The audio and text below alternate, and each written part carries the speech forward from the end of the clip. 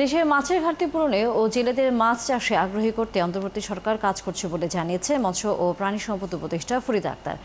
রাজধানীর মানিক মিয়া এভিনিউতে জাতীয় মৎস্য সপ্তাহের 2025-এর কেন্দ্রীয় কর্মসূচির অংশ হিসেবে র্যালিতে যোগ দিয়ে তিনি কথা বলেন। দেশের জলাশয়গুলো খালি না রেখে মাছ চাষের তাগিদ দেন উপদেষ্টা। আর 36টি জেলা থেকে আসা জেলেরা বলছেন তারা সরকারের নির্দেশনা মেনে চলবেন, তবে নৌ পুলিশের হয়রানি বন্ধ চান তারা। দেশব্যাপী প্রদর্শনী, কর্মশালা ও আলোচনা সভার মাধ্যমে আগামী শনিবার শেষ হবে জাতীয় মৎস্য সপ্তাহ 2025 উদযাপন। নৌ পুলিশে টাকা দিলে জাল্লা সব বৈধ, টাকা না দিলে সব অবৈধ।